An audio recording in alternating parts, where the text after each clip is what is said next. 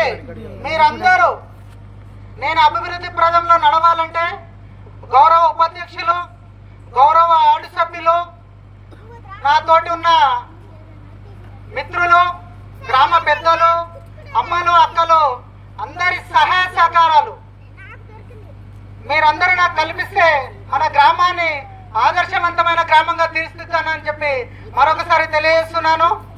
మన గ్రామ అభివృద్ధి కమిటీ చైర్మన్ గారు ఇంతకుముందు తెలియజేసినటువంటి సూచనల ప్రకారము ఒక్కటి కూడా మిస్ అవ్వకుండా, ఒక్కటి కూడా ఏమీ మిస్ అవ్వకుండా ప్రతి ఒక్కటి మన గ్రామాన్ని అభివృద్ధి ప్రదంలో నడపడం కోసమే ఆయన చేసిన సూచనలు కాబట్టి అవి ఖచ్చితంగా పాలక వర్గాన్ని కలుపుకొని, గ్రామ పెద్దలను కలుపుకొని, గ్రామంలో ఉన్నటువంటి ప్రతి ఒక్కరూ కూడా మన కుటుంబ సభ్యులే కాబట్టి వాళ్ళందరి సహాయ సహకారాలతోటి గ్రామాన్ని అభివృద్ధి పరుస్తాము. అలాగే ఎవరు కూడా ఎన్నికలు అయిపోయినాక ఇంకా రాజకీయాలను అతిథిగా చేయకుండా ప్రతి ఒక్కరూ మన అనే గ్రామాన్ని అభివృద్ధి పదంలో నడుపుకోవాలి. ఇంకొక విషయం ఏంటంటే నా గెలుపుకు సహకరించినటువంటి ప్రతి ఒక్కరికి ప్రత్యేకమైన పేరు పేరున ధన్యవాదాలు తెలియజేస్తున్నాను. అందులో ప్రత్యేకంగా కష్టపడిన వాళ్ళకి ప్రత్యేకమైన ధన్యవాదాలు. నేను పేర్లు సూచన చేయలేకపోతున్నాను, కాకపోతే ఎందుకంటే చిన్న చిన్న పేర్ల ద్వారా ఇక్కడ విభేదాలు వస్తాయని ఒక ఉద్దేశంతో మాత్రమే తెలియజేయట్లేదు. అలాగే నేను ఈ రోజు ఇక్కడ ఉన్నాను అంటే నా కుటుంబ భాగ్యసాగురాలైనటువంటి కృష్ణవేర్ గారి కూడా కృషి చాలా పట్టుదలగా ఉందని చెప్పి మరొకసారి తెలియజేస్తున్నాను. ఎందుకంటే మనం కుటుంబాన్ని నడపాలి అంటే ఫస్ట్ మన భార్య మనకు అన్ని సహకరించినప్పుడు మాత్రమే నడపగలుగుతాము. అలాగే మన గ్రామాన్ని అభివృద్ధి పదంలో నడపాలంటే గ్రామంలో ఉన్న ప్రతి ఒక్కరు కూడా, అమ్మలు, అక్కలు, అన్నలు, పెద్దలు, ప్రతి ఒక్కరు కూడా మీరు నాకు మీ సూచనలు కానీ మీ ఆలోచన కానీ నాకు తెలియజేయాలని తెలియజేసుకుంటూ, ఇంకొక విధంగా ఏదైతే మేనిఫెస్టోలో మాట ఇచ్చామో ఆ మాట ప్రకారము ఒక్కటి కూడా మిస్ చేయకుండా అవన్నీ వచ్చే 5 సంవత్సరాలలో ఖచ్చితంగా చేసి చూపిస్తామని చెప్పి మరొకసారి తెలియజేస్తున్నాను. నేను ఎన్నికైన 20 నుంచి 25 రోజులలో ఓఆర్ఓ ప్లాంట్ వాటర్ సమస్య తీరుస్తానని చెప్పాను. ప్రత్యేకంగా ఒక 20 నుంచి 25 రోజులలో వాటర్ ప్లాంట్ను ఏర్పాటు చేసుకుంటానని చెప్పి మరొకసారి మీ అందరి సహాయ సహకారాలతో నాకు అందాలని మనస్ఫూర్తిగా కోరుకుంటూ, ఇంకొకటి ఏంటంటే ఎవరైనా కూడా మన మీద లేనిపోని అబండరాలు మోపినా మనము వాళ్ళ మీద ద్వేషాలతోటి వెళ్లకుండా, వాళ్ళు మనతోటి సోదరులే కాబట్టి వాళ్ళను కూడా కలుపుకొని వెళ్ళగలిగే మన గ్రామాన్ని అభివృద్ధి పదంలో నడిపించుకుందాము. ఎవరైనా ఏదైనా చిన్న ఒక మనిషి అన్నాక తప్పు ఒప్పు చేయడం సహజం కాబట్టి ఏవి కూడా మనం తప్పుగా భావించుకోవద్దు.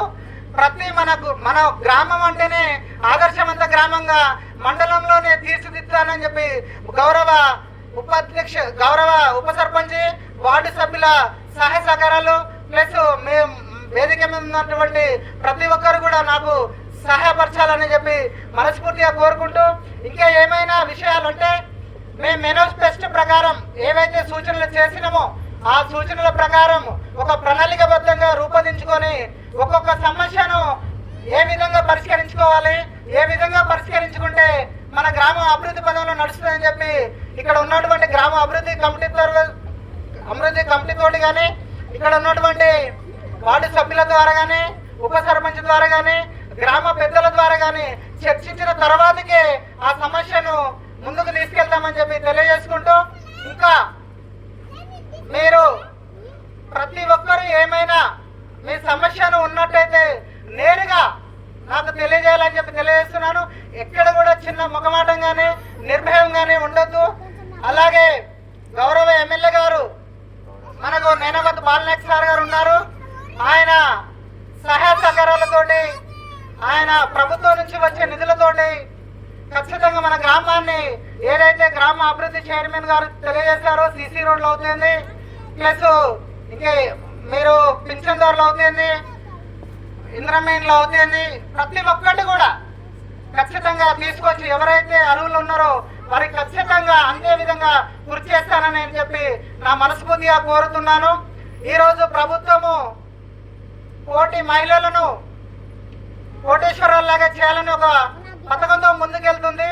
అలాగే మన గ్రామ అర్చనాపురంలో ఉన్నటువంటి మహిళలను కూడా ఆ విధంగా తీర్చిదిద్దుతామని చెప్పి మనస్ఫూర్తిగా కోరుచున్నాము. ఇంకా ఎక్కడెక్కడైనా చిన్న సమస్యలున్నా అవి ఈ రోజు నుంచే తొలగిపోవాలని, ప్రతి ఒక్కరూ అన్నదమ్ముల్లాగా అక్క చెల్లెల్లాగా ఉండాలని మనస్ఫూర్తిగా కోరుకుంటూ, ఇంకేమైనా సమస్యలున్నా కూడా ఎవరు కూడా నిర్మాటంగా ఉండొద్దు. ప్రతి సమస్యను నా దృష్టికి తీసుకొచ్చినట్టయితే నేను ఖచ్చితంగా పరిష్కారం చూపుతామని చెప్పి తెలియజేస్తున్నాము. ఎందుకంటే ఏదైతే బొడ్రాయి గుడి అనుకున్నామో అది ఖచ్చితంగా, అంటే నా మీద నమ్మకం ఉంచి మాత్రమే మీరు ఓట్లు వేసారు కాబట్టి ఆ నమ్మకాన్ని ఒమ్ము చేయకుండా ఖచ్చితంగా అవి కూడా నిర్మిస్తానని చెప్పి తెలియజేసుకుంటున్నాను. ఎందుకంటే మీరంతా సహాయ సహకారాలు నాకు ఉన్నప్పుడు నాకు ఏమి ఈ నిర్భంగా నేను చెప్పకపోవడానికి కారణం ఏందని.